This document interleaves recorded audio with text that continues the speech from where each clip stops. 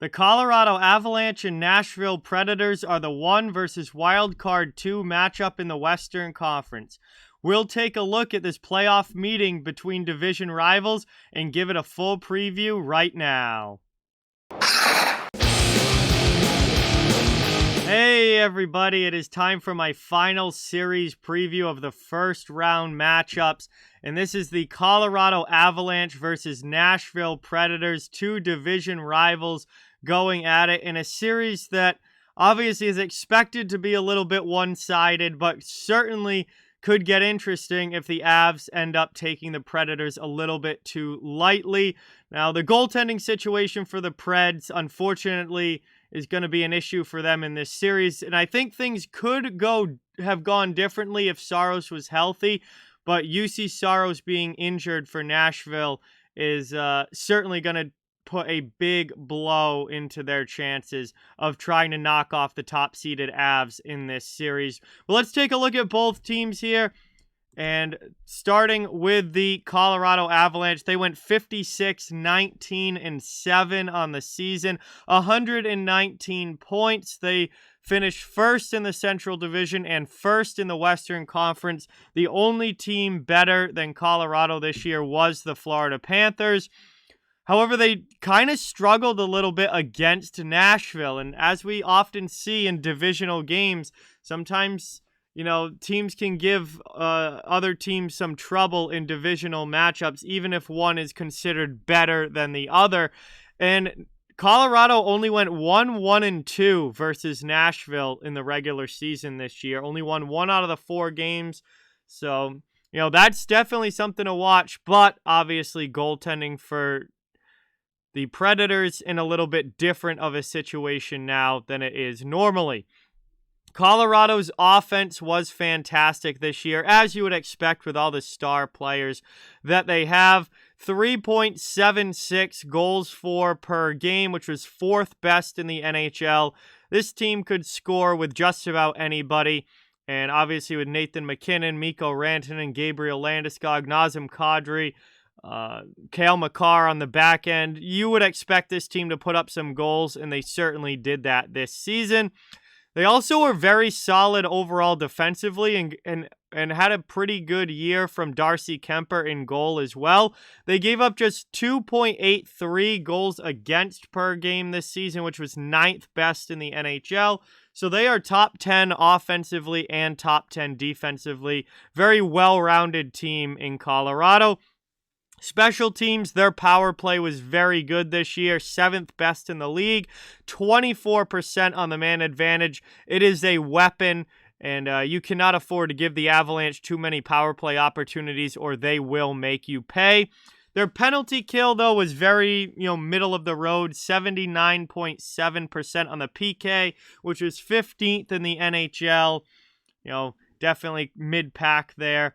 And it's going to be interesting because Nashville can score goals as well. I certainly expect to see some pucks in the back of the net throughout this series. On the Nashville side of things, they went 45-30-7 on the season, finishing the year with 97 points. And that was good enough to get into the playoffs as the second wild card team out west. They edged out Vancouver and Vegas and were able to nab that last playoff spot. And as we talked about earlier, they played very, very well against Colorado in the regular season this year, winning 3 out of the 4 games, 3-1-0 versus the Avalanche in the regular season. And Nashville is a team that has been able to play Colorado tight, play them well, and really keep things close. But obviously, UC Saros and his injury puts a bit of a damper on that in all likelihood. Unless David Riddick or Connor Ingram really shines in round number 1, the Preds are certainly a much better team with Saros in goal. Nashville can score as well. They were pretty good offensively this year. They had big seasons from Matt Duchene, Ryan Johansson, Philip Forsberg. Some of their star guys really shone through. And then obviously Roman Josi on the back end. Unbelievable season for him offensively, over 90 points. You don't see defensemen do that very often. They scored 3.20 goals for per game, which was 12th best in the NHL. And they definitely were able to put the puck in the net and could score when they needed to. Defensively, though, they are not quite as good as Colorado on the defensive side of things. 3.05 goals against per game, which was 17th in the NHL. So a little bit more mid-pack as far as goals against go. And obviously, statistically, Colorado is better.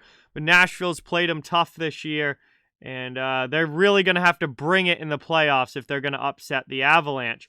Power play, very similar to Colorado's, 24.4% on the power play, 5th best in the NHL. So actually a little tick better than Colorado on the man advantage.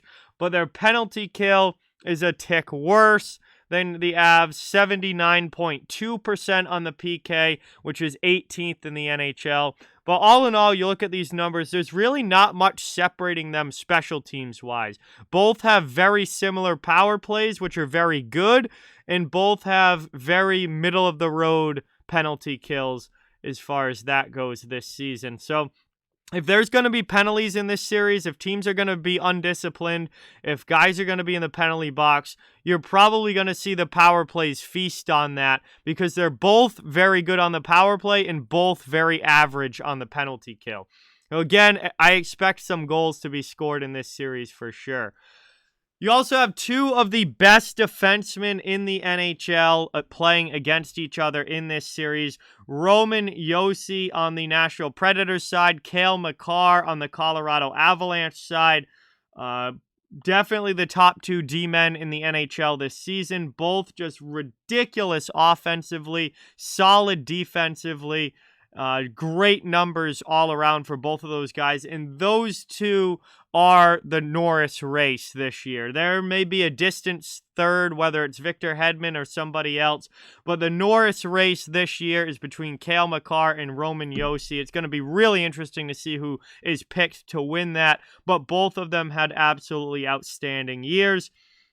And then obviously goaltending, which plays a huge role in every playoff series. Darcy Kemper got better and better as the year went on for Colorado. After a little bit of a shaky start, he really found his groove after the first couple of months and had an outstanding season in net for the Avalanche. And I really wish UC Saros was healthy here for this series for Nashville because I really think that would have given Nashville a chance. And you know, the way that they've played against the Avs this year, I really think they would have had a chance. But him being injured is a huge blow to their chances and really puts the ball in the Avs' court. So all in all with this series, obviously it's expected to be rather one-sided. A lot of people picking the Avalanche in 4 or 5. And I really do think that that would have been different if UC Saros wasn't injured at the end of the year. And, you know, we don't know exactly what his status is going into this series, if he's guaranteed to be out for the entire series. There was a report out there that it was going to be 4 to 6 weeks. And if that's the case, he's certainly out for this series. He'd probably be out for the entirety of Nashville's playoffs if that's the case for sure. But that hasn't been confirmed by the team or anything, so there's no like official status for Saros, but it's very unlikely that he plays. And if he does, he's certainly not going to be 100%. And I just really wish that we got to see this series with a fully healthy UC Saros because I think that really would have given Nashville an opportunity to at least keep it close and push it to 6 or 7 games and really make it a tight, hard-fought series. But I think without Saros, with either Riddick or Ingram in net, Nashville's just not going to be able to stop the Avalanche with those guys in net. Neither of them had spectacular numbers at the NHL level this year. Ingram was very good in the AHL, but hasn't really translated to the NHL. And Riddick had some really tough numbers this year. Looking at his overall goals against average and save percentage, which are not good. So the Avalanche should be able to take advantage of that and take advantage of the fact that UC Saros is injured. And I think it would have been a very, very fun, close series had Saros been there. But without him, I do think Nashville is going to struggle to stop a team as good as Colorado. It should be a physical series, though. It should make it fun to watch. Nashville's one of the most physical teams in the NHL, maybe the most physical. And they've been playing playoff-style hockey all year long. So they're definitely going to make it a fun series to watch. But I don't know if they can hang with Colorado without their starting goalie. And they are division rivals too, so that certainly makes it a little bit more fun, a little bit more intense and physical come playoff time when you've got divisional opponents going against each other. But that is my preview for the Avalanche versus Predators. Thank you guys so much for watching. And with that, please don't forget to like, comment, share, subscribe, follow on social media. All those links are down in the description if you'd like to further support the channel. The links to our merchandise store, membership, and donations are down in the description as well. Keep spreading the word about this channel. Let's keep this thing growing. Thank you so much for watching. Hope you enjoyed the video. I'll talk to you guys soon.